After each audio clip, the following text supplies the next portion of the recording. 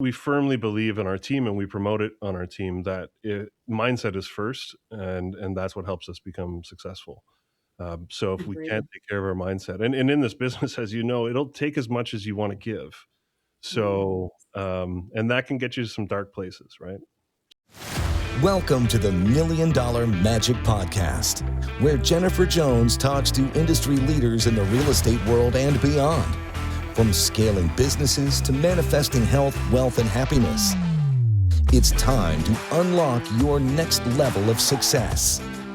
Hey everyone, it's Jennifer Jones, and I'm here today with the amazing Andrew Bolton, who Hello. is based out of what area are you in, Andrew? Well, we are based out of Newmarket and Aurora, but the GTA in particular.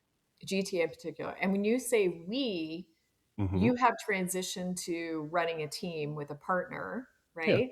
Yeah, But Wayne and I partnered up, and my wife as well, and we have a couple other agents and some admin staff as well. So a small team. small team, yes. Small, high producing team, which is so great. So I want to go back though. So what was your background prior to getting into real estate? Because I feel like there's very few people that woke up, coming out of the womb and they're like, I'm going to be a realtor, right? Yeah, I didn't. That's for sure.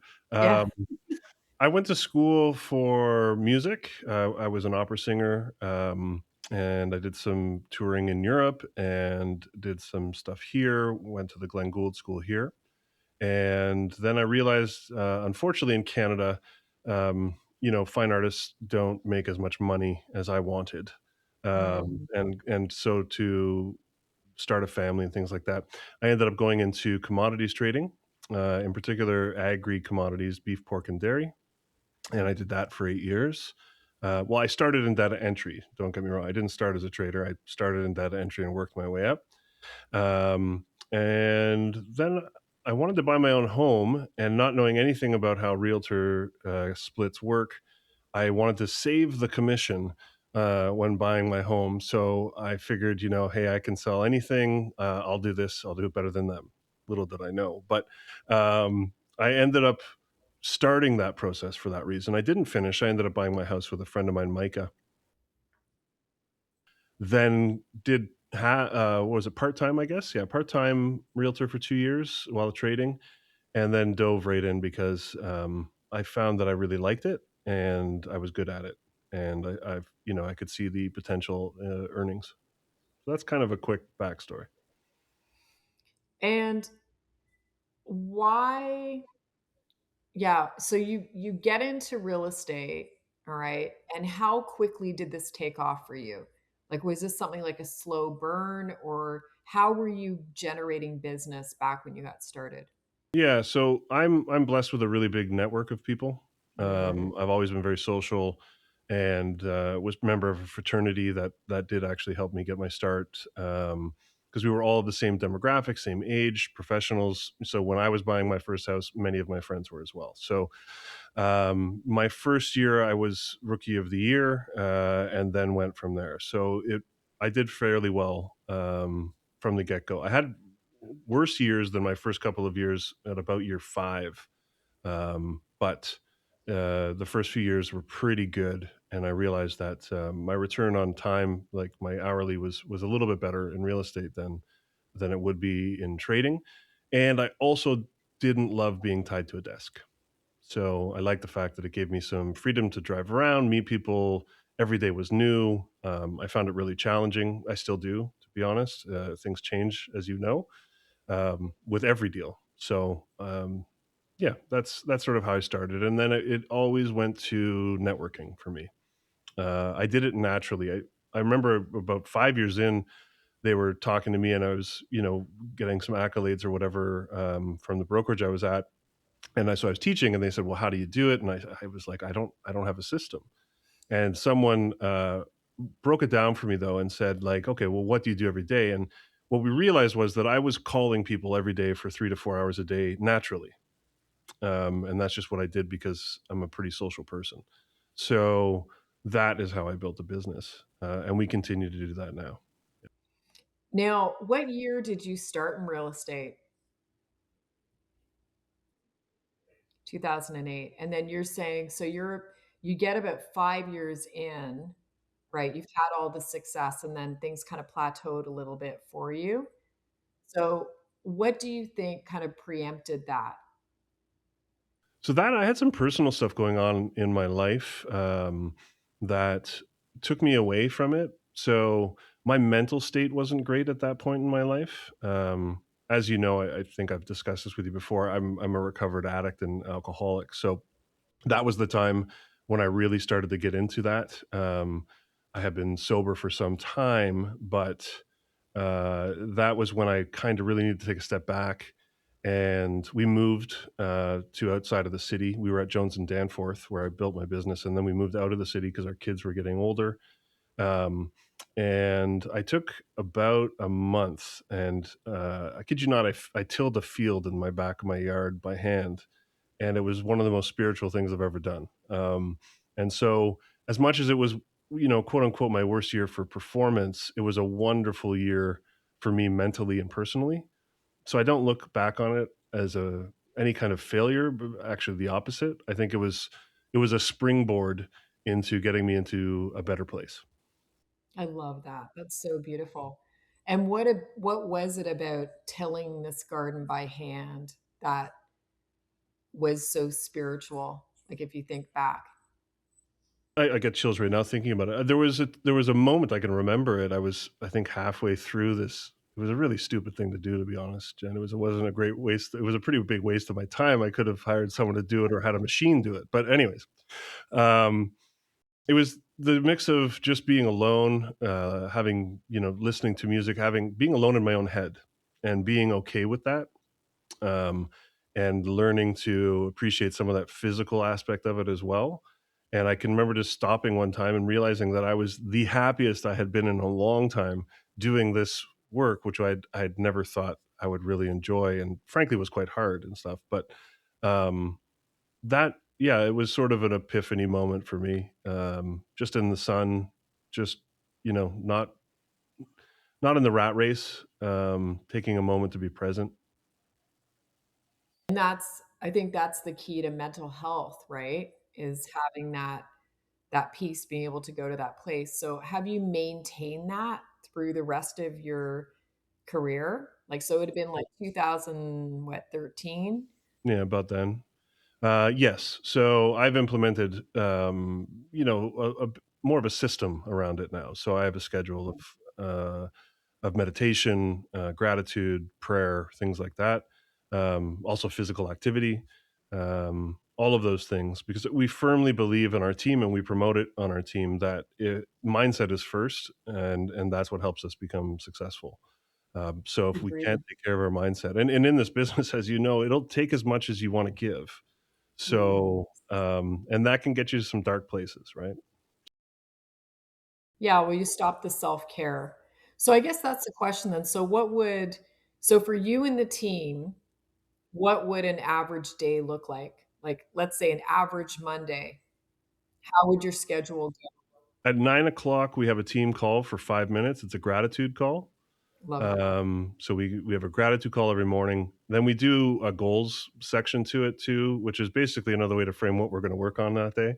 Um, but we do that, and then we get off the phones, and then until about 1 o'clock, it's lead generation time. And so it's different for each person in our team what that lead generation looks like, but they have to be doing the activities. We track these activities. So for some, it's door knocking. For myself, it's calling. Um, and then the afternoon is for follow up and showings if we can put them there. But generally, as you know, people are working, so showings are in the evenings and weekends. Um, but and sometimes for me, I won't lie, sometimes the afternoon's a nap. And a little bit of self care, because then from about 4 until 8, we get busy again. That's But right. that's That's generally right. what a day looks like. So for a new agent coming onto your team, Mhm. would they go through some kind of training program or do they just automatically come into the fold and you kind of train them as you go and bring them along through your Mm, weeks? good question. No, there is a 90-day probationary period and intensive program. What that program is set to do is to help them create good habits, and the habits that we track and know are result in sales, essentially. So it's basically the habit of lead generation. Um, we have minimums of, minimum standards of 100 contacts a week. For door knockers, that looks like, with the open rates, it looks like about 2 to 300 doors a week. We provide them with all of the materials and all the scripts and everything they need, but the agent has to do the action. We can't do the calling for them unless we had an inside sales agent team like you do, but we don't. So we do that heavy lifting ourselves. So when you say lead generation, can you break that down? Like, so because there's a lot of new agents watching. So for them, what is lead generation going to be? Conversations, and break it down to Conversation. conversations about real estate.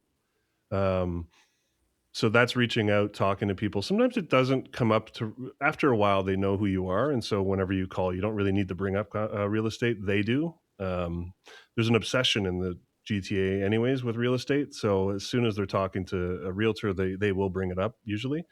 But it's conversations, just having genuine conversations. I personally follow a lot of what is in the book Ninja Selling. I'm not sure if you've read it. Yeah, Um, yeah, great book. yeah, I thought it was fantastic. So I had always thought I was a little bit different than other realtors because I didn't do the door knocking. I didn't do some of the traditional sort of lead generation techniques. But that book spoke to me in terms of being able to be in integrity and still be in sales, because I've always found that to be a bit Yeah. challenging, or I did at the beginning, anyways. On how can you be in sales all the time and be a really high producing salesperson, but still be in integrity and helping people. And I found that that book just put it beautifully into words, better than I could. So we read it every year on our team. I love that. Hmm. And I love the idea too that like when someone says, "Oh, I don't like a new agent. Oh, I don't want to bother anybody." What would you say to that, Andrew? Well, I think that's an easy change. It's you're trying to help them. So, Yeah. you just got to change your perspective. You're bothering them if you're asking them for something without giving them something first. I mean, Mm, so we always try to come from a place of contribution prior to asking for anything. Even on a door knock, we come to offer them something. So we run, community events, or the very least a statistical report every month for their particular home. It's not just for the area, but for their home. We'll do it for them, and we're offering them that.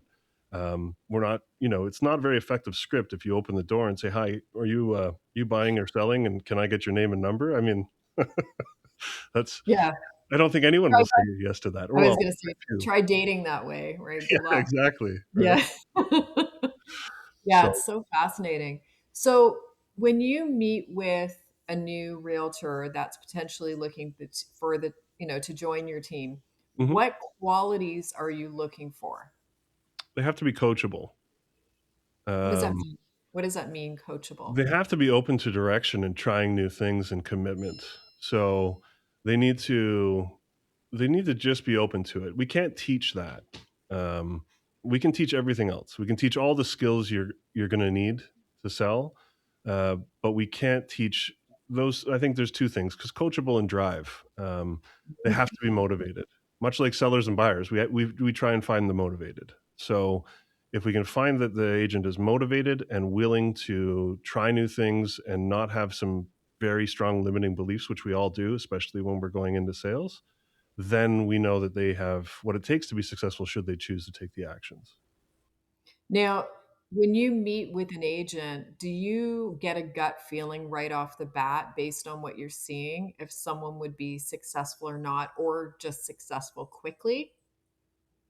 Yes and no. So, yes, I think we can see it right away, but I also think that that 90-day period is where we really see it. Um, Everyone in a first initial meeting is pretty excited, and will, the true colors come out in the work, I find. Um, can you get a great feeling? Yes. I mean, what we look for, energy is really key. So, Mhm. if you're coming into an environment for sales with us and you're more like Eeyore, we're just not in the right like energy kind of space. I won't do well with that. And so we probably wouldn't be a good fit. But, being reserved or quiet or shy isn't a problem. It's more about positivity and negativity and when challenged, essentially. Yeah, agreed. And I do think the people the people that have more success, like I'm an introvert, Mhm. right? So it like I'm the polar opposite really to the way that I would appear to be when I'm successful. So I Mhm. think it's the ability to turn it on. So someone coming in who's shy and quiet, my perspective on them would be 9 times out of 10 they won't be successful like at a high level, right? They might do okay, but they have to have that ability to turn the key and turn it on, Right. right? So even though I'm an introvert, when we're meeting, you're not going to get a sense that I'm an introvert. Do you know what I'm saying? I do. I'm an extroverted introvert as well. What is an extroverted introvert? So we can turn it on. But I'll ask you, like, so when you go and you do, you work a room or you're presenting or something, when you get home, are you really tired? Are you like, "I just don't wanna talk to you, Keith. Like, I love you, That's but, all right. like, stay away?" So that's my experience, and that someone told me that that is an extroverted introvert, I love that that. we Yeah. can turn it on, but it really drains us. I love being in public and I like speaking and all of that stuff. But I do find afterwards, I am really, really drained. It just drains my energy a lot. So I think you're right. To your point about the shy and the reserved, they can make it as long as there's confidence behind that. I think. I think if they have confidence about whatever it is, not overly confident because that can be a problem too in our industry. Uh, but they can if they can learn to turn it on or speak from confidence, and also have high eyes do really well in the disc profile in this industry because we're here to help. So, Mhm. as you know, I'm a pretty high D, and sometimes I really need to tap into some I because it just can come across as a little too pushy, frankly. But I think I always give the example of so I'm a D like you are, so D I would be lower, right? And Keith is a D D D D D D D. So that's my husband. yeah. Yeah. So what I'll do is if I need to get things done, but he's in his D, he's also feeling very assertive. I will say to him, I have to be in my D right now. I need you to move to your I. Okay. Kenny. So you move to your I, Yeah. and I'm going to stay in my D to get this accomplished. And then if I notice that he's like really heavy in his D, and I'm not going to get anywhere, I'll just move to my I. I become more pliable, more easy, right? So I think even just with a partner or with a client, understanding like what is their likely disc profile, and therefore how do I need to show up to best serve that other person, right? 100%. That's why we do them. It's not necessarily to know about myself. I know I'm pushy and salesy and all that stuff, but it's more about how do I communicate with other types of people. And how would you do that? So let's say you have a client who's like super detailed. Like, how would you go into a listing presentation or present buyer information to someone like that? Well, thankfully, I'm married to someone who's super detailed. She was an accountant.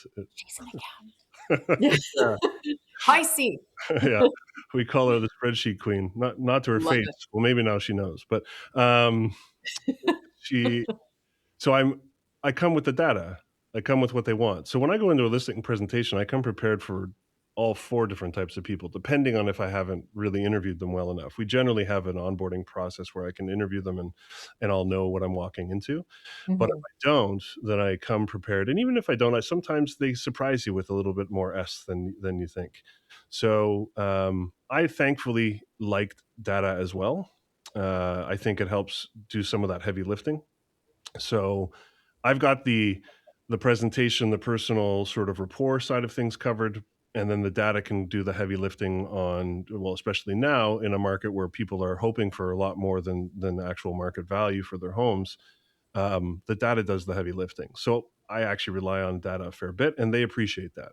And it actually stops them from their objections so that they can't even bring those objections. Or if they do bring those objections, like, well, I want to get this, and well, where in this data do you see that working for you? Like, this is your goal to sell and go wherever you want. We've already found out their motivation, but then they come up with some preconceived ideas about market and what they're going to do. And if you bring them back to the data and they just ask them to tell you how they come to that conclusion, usually it diffuses the situation fairly easily. Yeah, that's so true. And I think, yeah, even for any disc profile, you're working with people can be reasonable, right? And it's better if they're authoring it. We always say if they author it, they own it. So doing the same thing, like presenting, if you're cookie cutter house in a residential area, the data is pretty clear, right? In terms of what list price you should be at. So we simply like present three that have recently sold, explain the differences, highlight, and say, okay, what do you think your home's worth? Mhm. Right? Mm. And a lot of times, I don't know if you get this, but they're like, "Well, I don't know. That's why you're here." And I say, "Okay, okay, let's play this game. I'm going to write down what know your home is worth on a piece of paper, and I'm going to put it right here. And now you tell me what you think." Yeah. And truly like that, because a lot of times they won't give it. you know, Yeah. Interesting, right? Yeah. So it's so fascinating. So obviously, technology and AI too has come to play a really important part right now in real estate. So, what are you utilizing within your own team to kind of keep Help up it with things? augment this. Yeah. Yeah. So I use a number of different AI systems. So for things like presentations, there's a number of they can make slide decks way quicker than I can do it. Canva has been pretty good. It's plugged in some AI in there. So for that kind of thing, sorry. Oh, No, it's all good. Um, supposed to be on Do Not Disturb. Um, but the other thing we use, I've built some GPTs that will take the data from Market Watch and will create talking points for our realtors as they're going through their month and tell them what they should be talking about, months of inventory, just the metrics we generally look at. So months of inventory, amount of sales, averages, medians, things like that. And so it will automatically send it to them when it comes out. And they can also, get to it. Obviously writing, I think every listing description is now written by AI. Um, but I use it a lot in the sort of chewing up and looking at data. Now I always check it because it's not great, and I find that Gemini is way better at numbers than say ChatGPT and things like that. But we've been using that. There's some predictive stuff in our CRMs that we didn't build, so it's just we use it though. Um, and in FUB, one great thing, Follow Up Boss, one thing that's our current CRM, it listens to the calls and summarizes the calls for us. So that's a really good, really great tool. I'm not scared of AI. I know a lot of people are, either that it's daunting, that it's really big, or that it's going to take over, and it's going to. There's never going to be. There's never not going to be a need for human interaction in sales, especially in this kind of transaction. So I'm not really worried about it. I'm actually quite excited by it. It makes things a lot easier and can make us a lot more effective. It's more of a tool, less of a fear mongering sort of I don't know, competition. Yeah. Well, I laugh even the headlines back when the internet came out, right? And you Yeah. have like New York Times with like the world is ending, no one is ever going to use this technology, right? hmm The terror yeah, kill I'm us not all. going to get an email because when am I ever going to use that? Like I Yeah. actually remember saying that. So maybe I'm dating myself now, but I was in university and they gave me an email. I'm like, oh, I'm not going to use This this. You know. was useless, absolutely useless. But it's cool, right? It'd be neat to see, even 10 years, 5 years, 10 years where the world is at based on AI. I'm very into it. I keep up on all the technology closely, I know and you it's like it, as fast. do I. I think it's great. I Uh, love it. I And don't there's think we so know many where it's gonna go, tools, really. right? Well, we have a training up in Barrie we're doing for this, like new stuff that we're using. So you are welcome to come up or send any of your members up. That's at I the will. BDAR office on Mhm. Thursday or Friday. And Okay. we're doing London on Thursday, Okay. out at an office out there. Yeah. Mhm. So I think it's super important, like all the Yeah.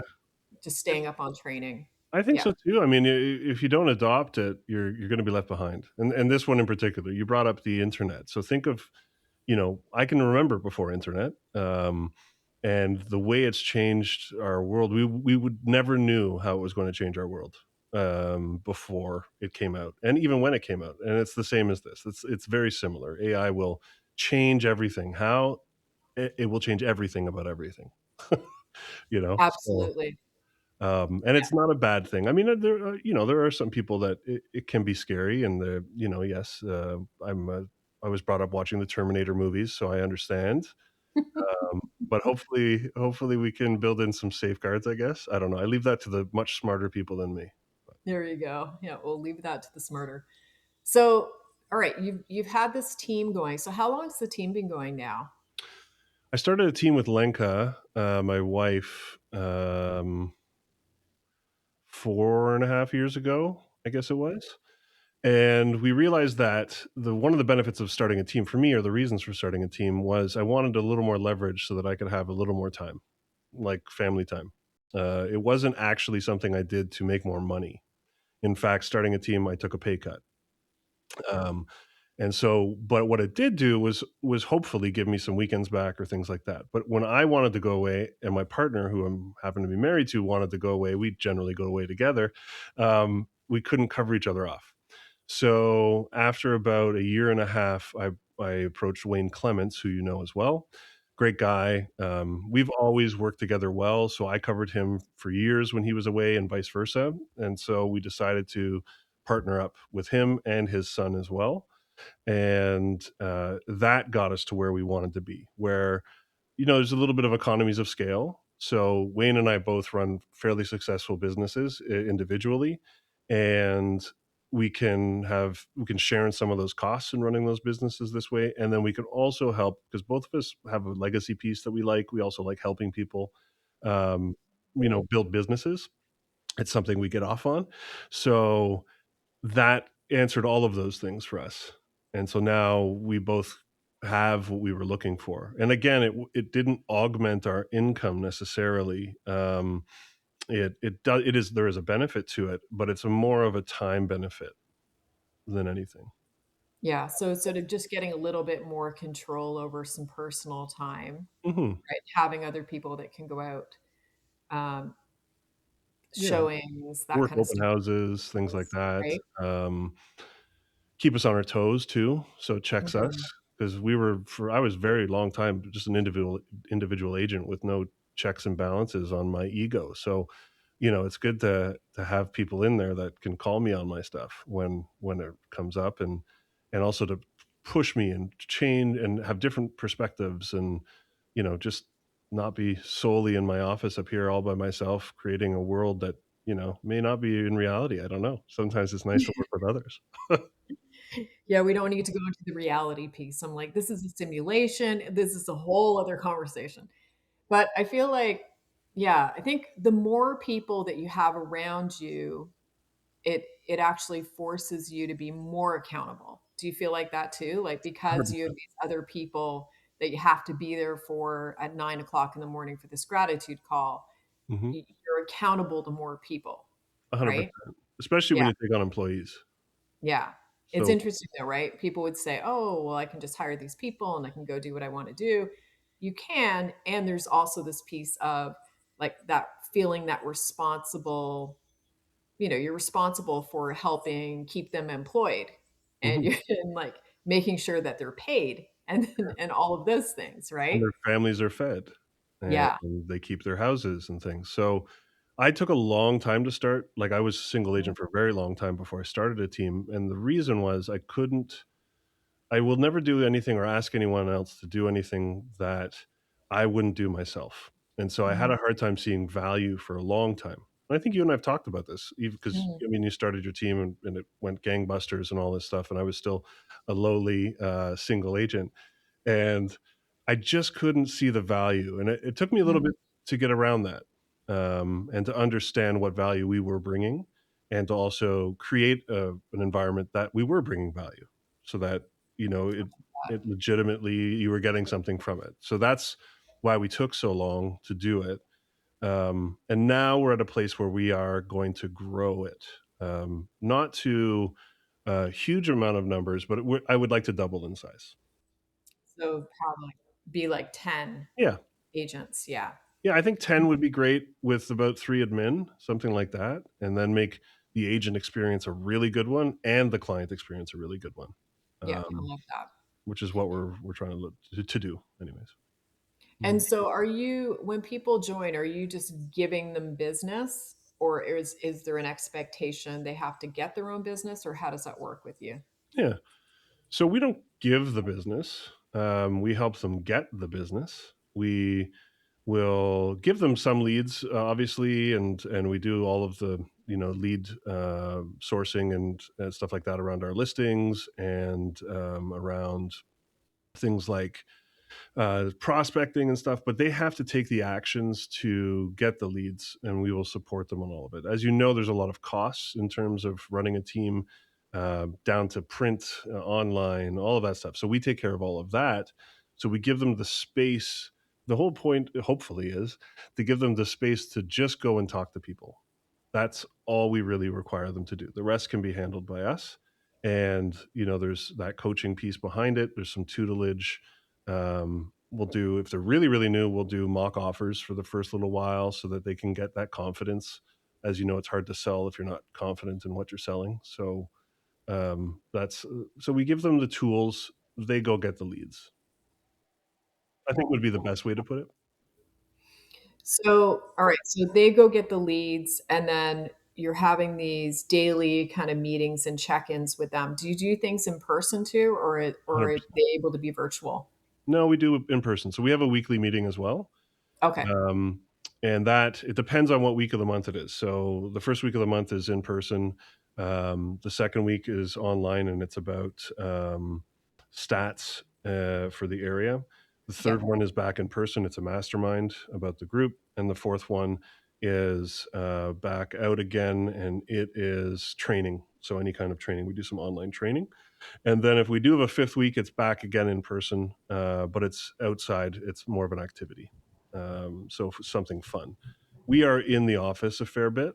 So we see our agents and we do one on one training as well with our agents, and we're available at all times. So it's a blend. Um, I personally find that if I'm in the office, I'm not necessarily making money. So I don't equate that to being working.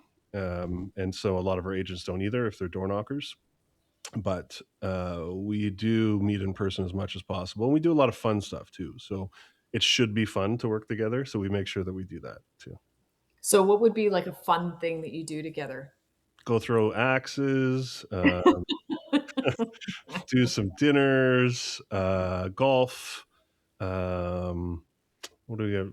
We do a lot of fun stuff with our clients too. So that blends in. So movie nights, beer and Mhm. bingos.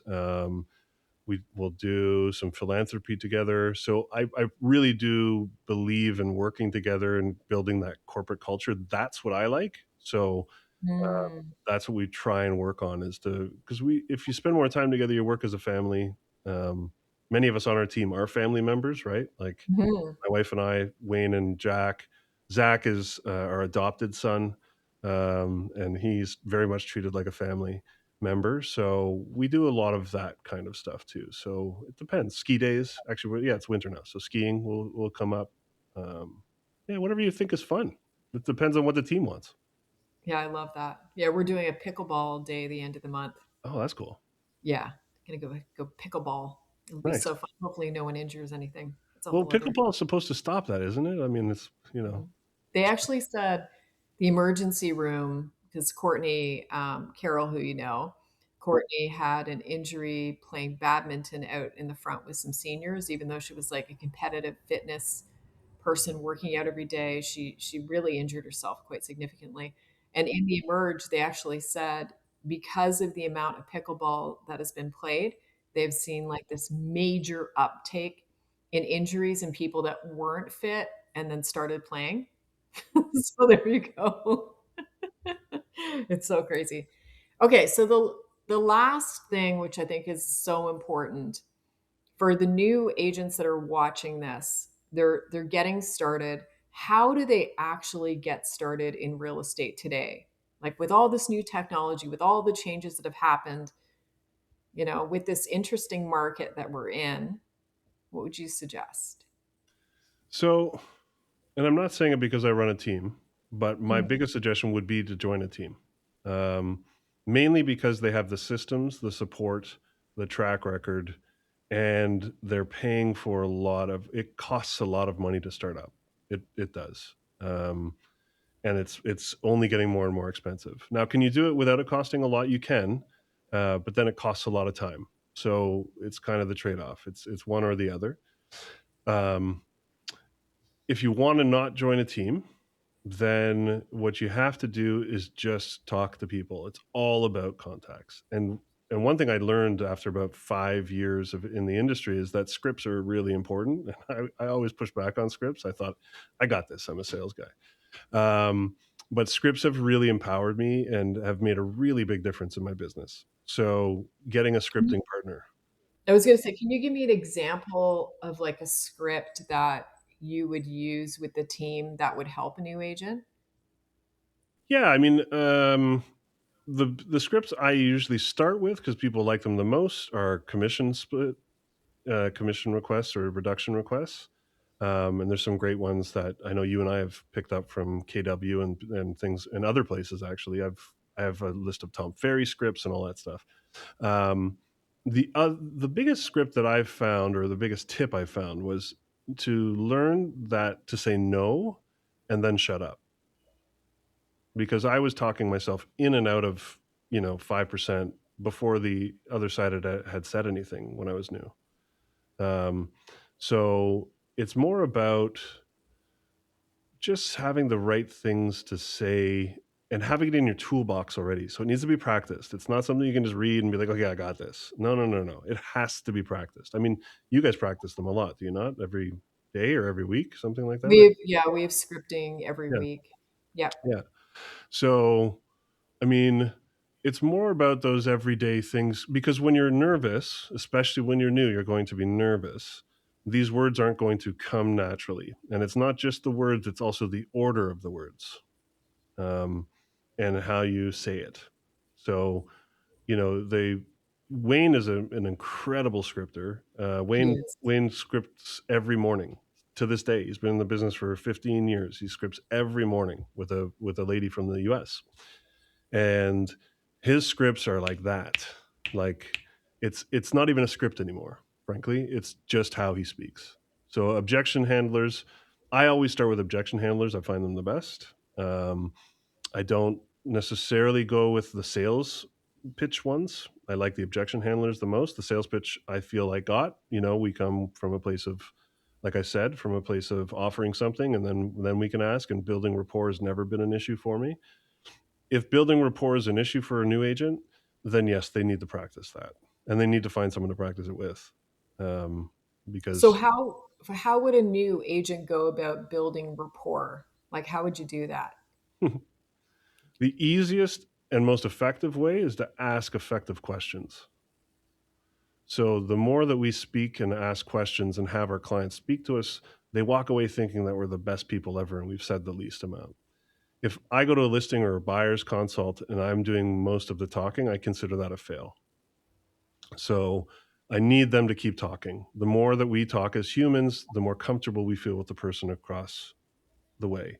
So building rapport isn't about dropping names and having similarities. It's showing a little bit of empathy. It's showing a little bit of similarity, and maybe if you have some similar interests, that's great.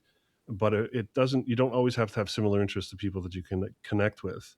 It's asking the right questions also instills confidence in your abilities, which is interesting because you're not really telling them anything, but you're leading them down the road of the right questions to ask to get them to the answer that they need to do whatever it is they want to do.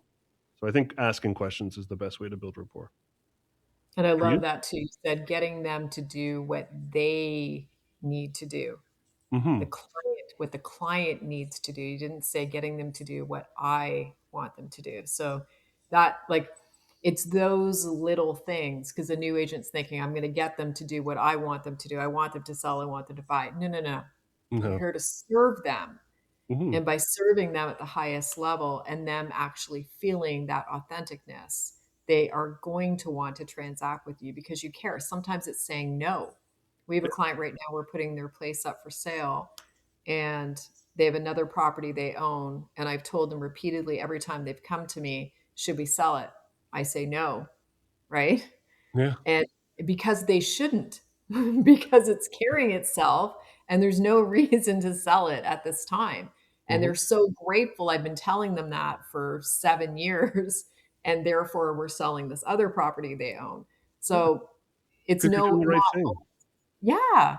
And sometimes they shouldn't even be selling at all. They should be buying another property and renting that one out if it can be carried, right? Right. Go upsize to something else and let's keep this. How are you going to pay for little Bobby and Joey's, you know, university, or how are you going to retire if you're self-employed?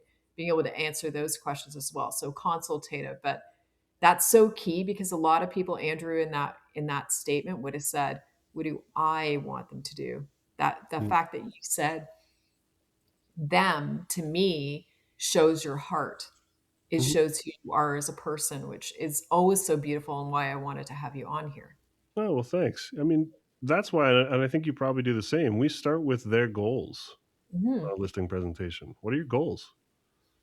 Like, and like you, I've walked into many clients, some of my best clients, because they now trust me, and I've said, "No, now is not the right time to sell for you. It doesn't make sense."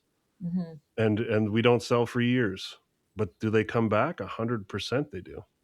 Yeah, Because I don't have commission breath. When I'm walking in there thinking about what I need them to do because of what I want, I mean, I'm not doing them any like, it's just not my job. That's no. not what we should be doing. Now, do we have to find their motivation so that we can help them down the road when they get fearful and we need to give them a little bit of a nudge towards their goal? 100%. Yeah. Um, but that's why I like this industry and that's why I like this job. That's the nuanced sort of stuff that we need to do, and we need to be, marriage counselors and communication counselors, and, throughout this deal, that's why AI is not going to take over what we do, because a lot of what we do is human. It's that's what I love about this job, though. So, on a scale of 1 to 10, 10 being the most in tune, how high do you think your social EQ is out of 10? Mm, fairly high. Yeah, and that's what yeah, what number would you give yourself? 9. I'd give you a 10. I've known you for quite a while.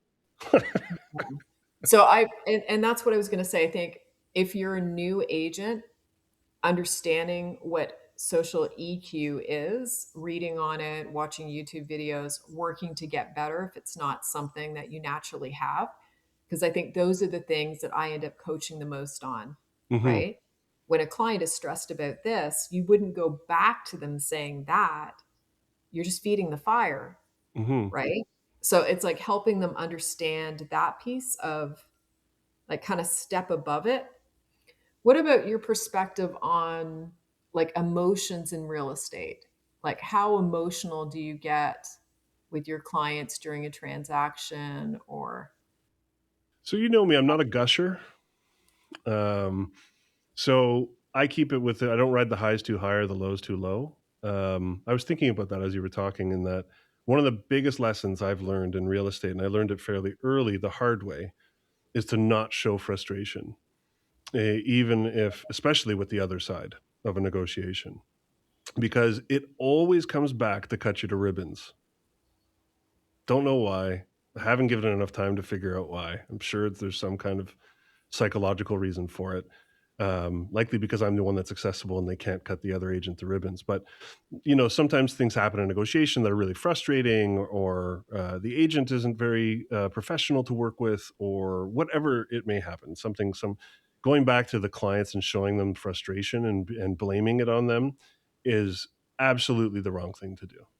And so in that, I've learned to that I my job is to not be emotional and to actually help them with their emotions. So if I'm getting emotional, I can't actually give them, logical advice and help them through this very, very emotional period, which all transactions are emotional for buyers and sellers. So it's my job to actually not bring too much emotion in there. Yeah, and it's so true, it's so powerful, and we talk about that all the time. I Mhm. think it's like I always say to them when there's stuff going on, like they're allowed to be in that space. Like we are never to go there. You maintain, like you come out of your body, you rise above the situation, look down, and figure out the chess pieces to get them to the goal line. What's their goal? What's their big dream that they have? How do I move the chess pieces to help them move there, right? Without getting down into it with them. Because you're right. I've learned the same lesson early with you just never bring the other difficult agent, what they're complaining about with their clients back to your own. Even if you're friends, you maintain that professional place of like, we got this, right? And helping them, I think, rationalize some things where they'll say, oh, that offer's insulting, right? And I'll always go back with, like, so out of the 25 showings, this is one person that sees the property the way you do. They love it like you do. The only difference is this is the price they would love to pay for the, and we get it. Wouldn't we do the same thing? Mhm. We're going to offer on a property. Are we going to go in at what they're asking, or are we going to go in and try lower, right? Yeah. So it's like helping them understand shoe on the other foot, and also reframe the situation so they get to look at it differently, right? Because this is the one person out of the 20 that was like, yes, this is for me. And we don't know how much they're going to come up. So we always sign back, hot potato, keep it going, right? Yeah. Always hot potato, sign it back. We've seen people come up to almost list or list price, Mhm. even a month later, Especially in because this market. yeah, you just stay at it. So I love that. And I think you've always impressed me because of like this beautiful heart that you bring to the business, your ability to interact with people and make them feel warm and special. And you just have this very unique energy. Thanks. And yeah, and I truly believe that's why you had, very quick success in real estate was because of that big heart that you have for others. And that would be my recommendation for new agents is, A, I agree with you. Join a team, Mhm. right? Join a team that's a good fit and, really be focused on how do I serve other people, not what's going to be in it for me. People read that. That's an energy thing. They read your inauthenticness. They read that commission breath and they're going to want to push you away as fast as possible. Right? 100%. We always talk about that. Just, the money will come. It may be a slower build. I won't, I won't discount that. It's a slower build on a team. Not on a team, in a business, I mean. If you're only looking at how you're gonna help people. But it's a slower build at first, and then it's a fantastic foundation to grow from. And you can't rock that. Like, we're at a 98% repeat referral, I think it is, something like that. Like, our clients are literally clients for life, and we generally become friends with them all. And if I didn't, I wouldn't like Amazing. this business.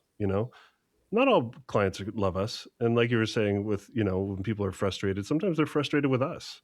Mhm. But to not to not bring emotion into it is how you can effectively help them stick handle that. And even some of my toughest clients, once the emotion was done, everything was done, I've had clients come back and thank me for that. Whether they like me or not, it's not about liking me, actually. Mm-mm. It's No, 100%. yeah, I don't want to confuse that caring for them as wanting them to like me because that's not really the goal. No, sometimes it's tough love, Yeah. right? Sometimes it's just tough love, like with your Yeah. kids. Well, sometimes I don't Okay, like them either. So it's so last question then let's do social media. So I've loved the videos you've been posting. They're hilarious. Um, but how are you sort of instructing your team to be on social media? Do you have like a calendar for them? Do they have standards they have to meet? good question. So this is something where we've started really, really focusing on about a year and a half ago.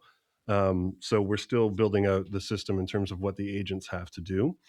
we have someone who comes in and films us once a month and creates content for the month, and then she rolls it out accordingly to the plan that we have, and the team has to repost those on theirs. So it's a done for you kind of social media thing.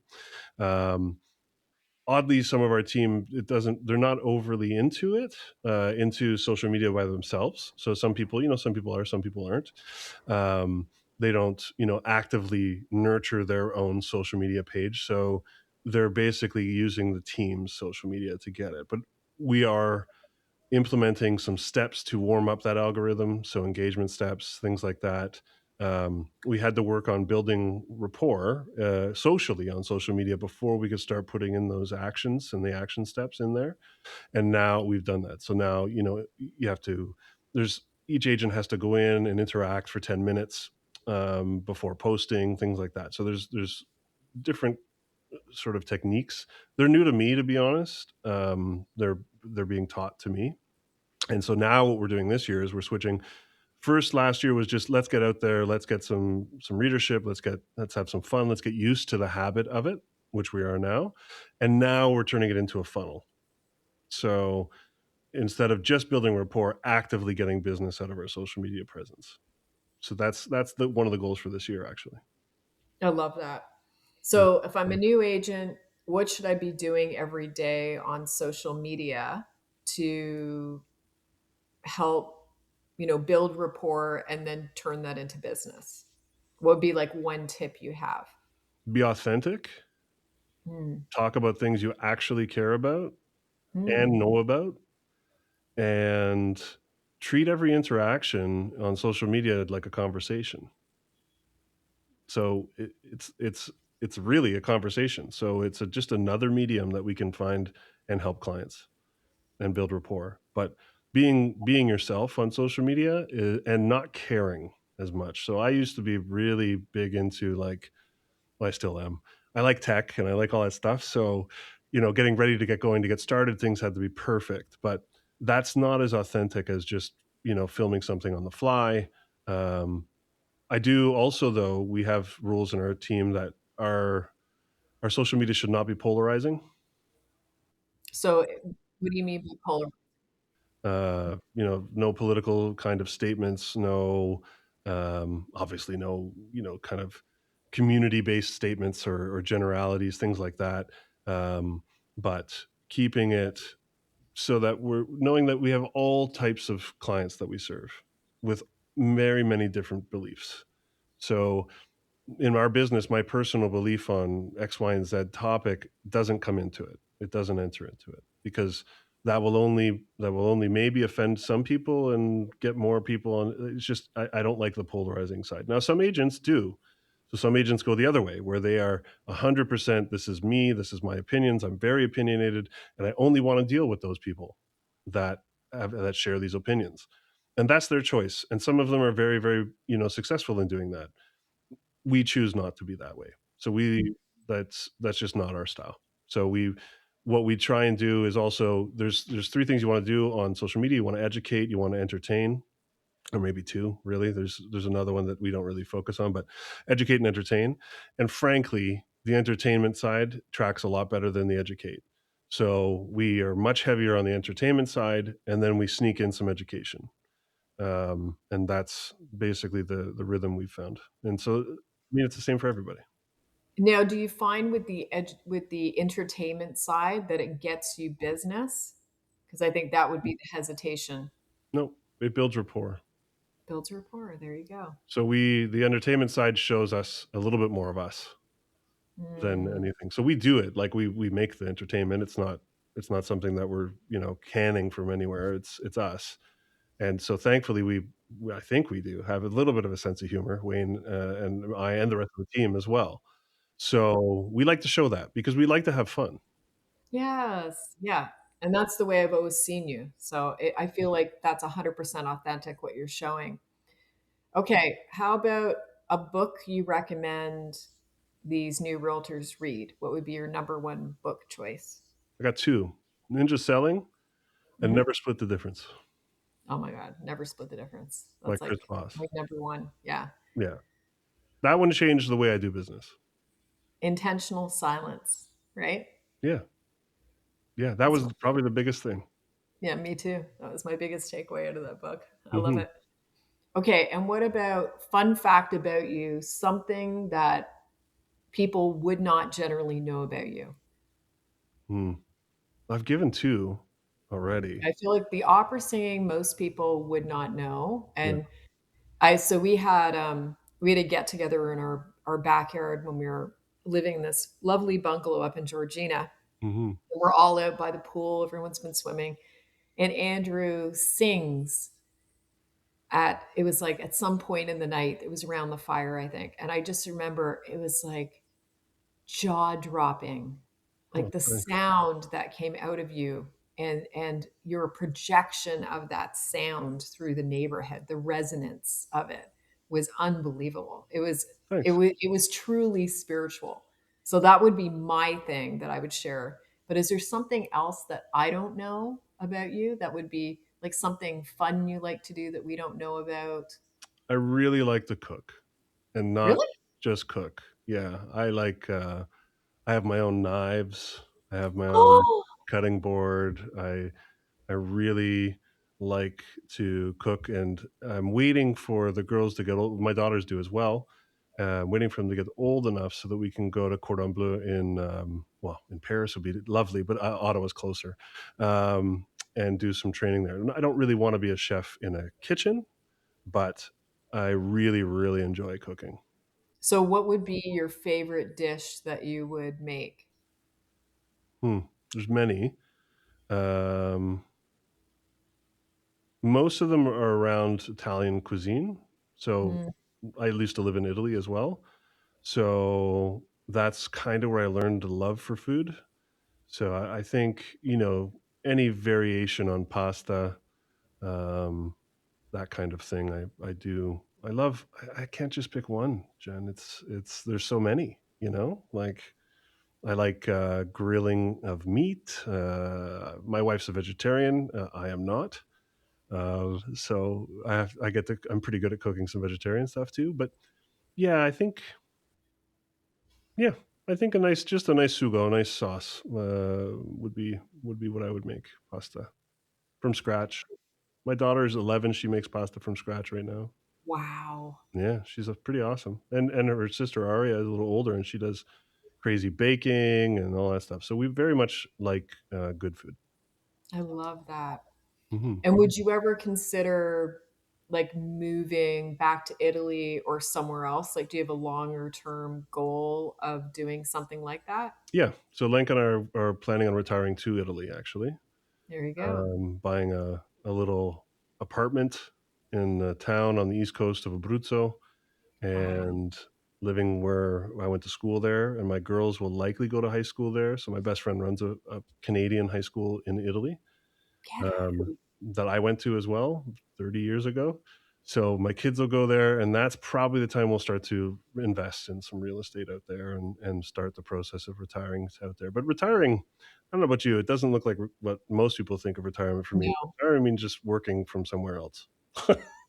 Right, agreed. Yeah. Now, would you okay, so you're saying for high school, Mhm. so is this something you'd look at doing, like, in the next couple of years, like 3 years? The next 3 years, we're going to look at buying, and then leaving here? No, we wouldn't leave here until it's probably another 15 years. Yeah. Another 15 years, So I'm okay. 47. Um, so, 12 years, I'd like to be largely not running around and opening lock boxes. That would be Gotcha, that would be a good goal. gotcha. Well, I'm so grateful for this conversation today. I always love talking to you and spending time with you. You're amazing. And yes, for any agents looking to join into an amazing team in the sort of new market surrounding area, this team is always a great option for you. Thank you, Jen, and it's been a pleasure.